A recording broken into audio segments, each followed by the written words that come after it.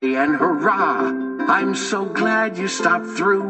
My name's Horton, the elephant, and I'm pleased to meet you. I've waited all day just to share these three tales. So sit down with me now, and you'll hear the details. Lift your ears just like mine. Let the sounds roll on in. Now, listen. Can you hear that? Their voices are thin. That's a call of the Whos down in Whoville, you see. They're in this first story, an adventure starring me. So wiggle your ears and shake off your shoes. Settle in and get comfy with Horton and the Whos. Horton Hears a Who by Dr. Seuss. On the 15th of May, in the Jungle of Nool, in the heat of the day, in the cool of the pool, he was splashing, enjoying the jungle's great joys, when Horton the elephant heard a small noise. So Horton stopped splashing. He looked toward the sound. That's funny, thought Horton. There's no one around. Then he heard it again, just a very faint yelp, as if some tiny person were calling for help. I'll help you, said Horton. But who are you? Where? He looked and he looked. He could see nothing there but a small speck of dust blowing past through the air. I say, murmured Horton. I've never heard tell of a small speck of dust that is able to yell. So you know what I think? Why, I think that there must be someone on top of that small speck of dust. Some sort of a creature of very small size. Too small to be seen by an elephant's eyes. Some poor little person who's shaking with fear that he'll blow in the pool. He has no way to steer. I'll just have to save him. Because, after all, a person's a person, no matter how small. So, gently and using the greatest of care, the elephant stretched his great trunk through the air, and he lifted the dust speck and carried it over and placed it down, safe, on a very soft clover. Humph! Humphed a voice. 'Twas a sour kangaroo, and the young kangaroo in her pouch said, Humph! too. Why, that speck is as small as the head of a pin. A person on that? Why, there never has been. Believe me, said Horton. I tell you sincerely, my ears are quite keen, and I heard him quite clearly. I know there's a person down there, and what's more, quite likely there's two, even three, even four. Quite likely a family. For all that we know, a family with children just starting to grow. So please, Horton said, as a favor to me, try not to disturb them. Please, just let them be. I think you're a fool, laughed the sour kangaroo, and the young kangaroo in her pouch said, Me too. You're the biggest blame fool in the Jungle of Nool. And the kangaroos plunged in the cool of the pool. What a terrible splashing! The elephant frowned. I can't let my very small persons get drowned. I've got to protect them. I'm bigger than they. So he plucked up the clover and hustled away.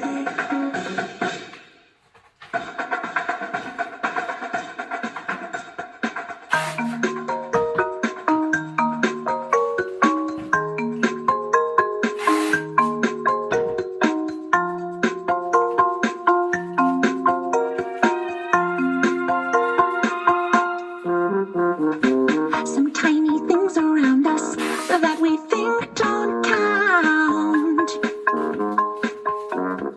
have huge worlds within them of an unknown amount. They're always connected to people we can't see, and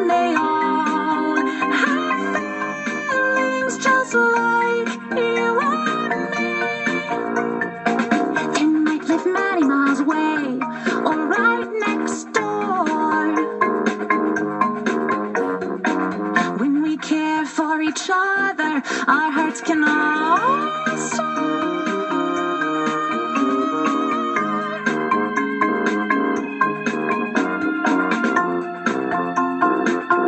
Our hearts can all soar.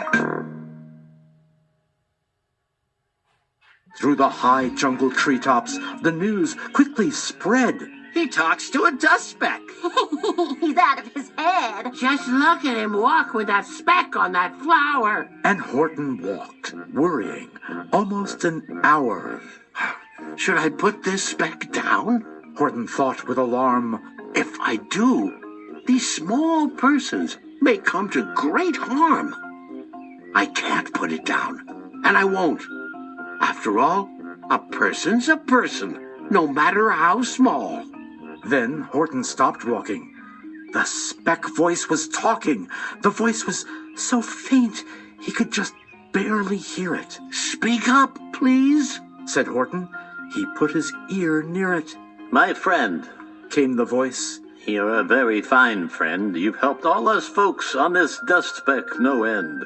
You saved all our houses, our ceilings, our floors. You saved all our churches and grocery stores.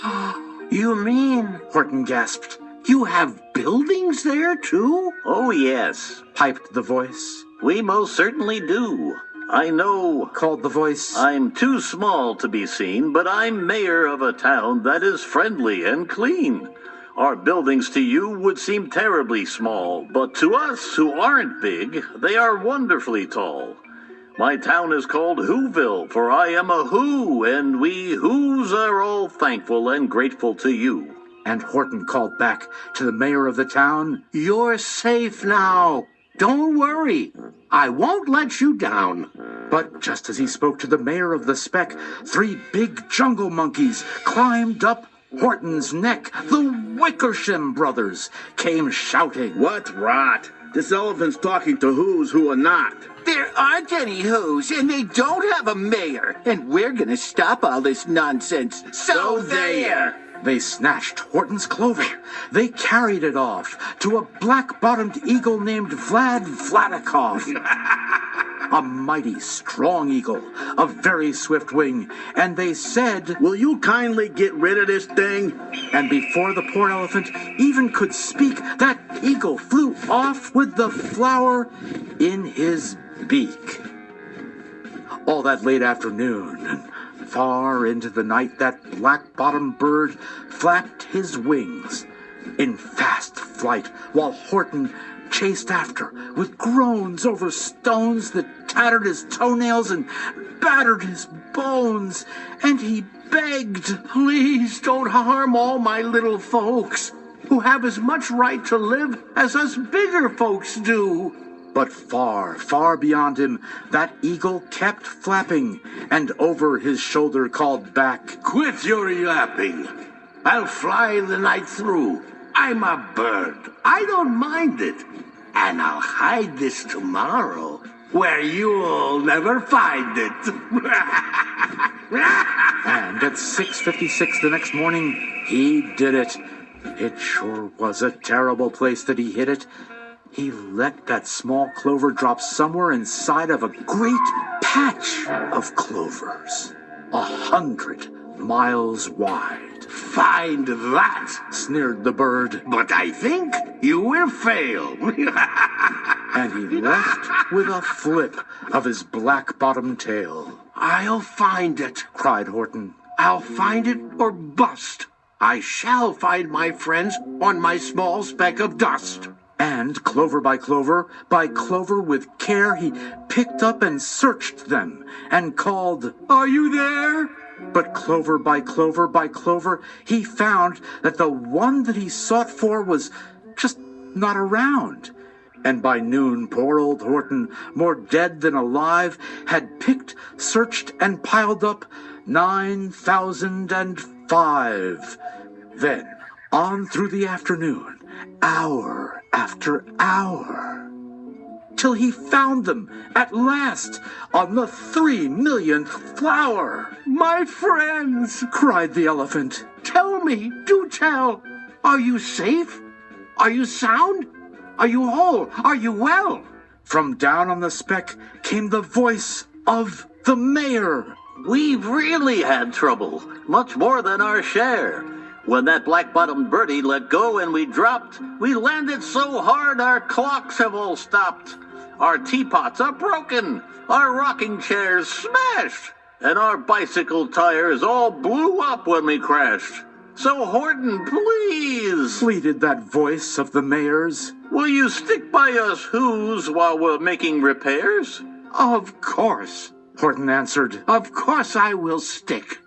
I'll stick by you small folks through thin and through thick.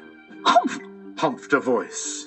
For almost 2 days you've run wild and insisted on chatting with persons who've never existed. Such carryings on in our peaceable jungle. We've had quite enough of your bellowing bungle, and I'm here to state Snapped the big kangaroo. that your silly nonsensical game is all through. And the young kangaroo in her pouch said, Me too. With the help of the Wickersham brothers and dozens of Wickersham uncles and Wickersham cousins and Wickersham in-laws whose help I've engaged, you're going to be roped and you're going to be caged. And as for your dust speck, that we shall boil in a hot steaming kettle of beezelnut oil. Oh, boil it? gasped Horton. Oh, that you can't do. It's all full of persons. They'll prove it to you. Mr. Mayor? Mr. Mayor? Horton called. Mr. Mayor! You've got to prove now that you really are there. So, call a big meeting. Get everyone out. Make every who holler. Make every who shout. Make every who scream. If you don't, every who is going to end up in a beezelnut stew. And down on the dust speck, the scared little mayor quick called a big meeting in Whoville town square, and his people cried loudly.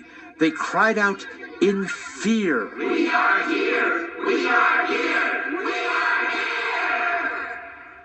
The elephant smiled. That was clear as a bell. You kangaroos surely heard that very well. All I heard Snapped the big kangaroo. was the breeze and the faint sound of wind through the far distant trees. I heard no small voices, and you didn't either. And the young kangaroo in her pouch said, Me neither. Grab him they shouted. and cage the big dope. Lasso his stomach with 10 miles of rope. Tie the knots tight so he'll never shake loose. Then dunk that dumb speck in the beezelnut juice. Horton fought back with great vigor and vim, but the Wickersham gang was too many for him. They beat him, they mauled him, they started to haul him into his cage. But he managed to call to the mayor, Don't give up. I believe in you all. A person's a person no matter how small. And you very small persons will not have to die if you make yourselves heard. So come on now and try. The mayor grabbed a tom-tom. He started to smack it, and all over Whoville they whooped up a racket. They rattled tin kettles, they beat on brass pans, on garbage pail tops and old cranberry cans. They blew on bazookas and blasted great toots on clarinets, oompas and boompas and flutes. Great gusts of loud racket rang high through the air. They rattled and shook the whole sky, and the mayor called up through the howling mad hullabaloo. Hey, Horton, how's this? Is our sound coming through? And Horton called back, I can hear you just fine, but the kangaroo's ears aren't as strong quite as mine. They don't hear a thing.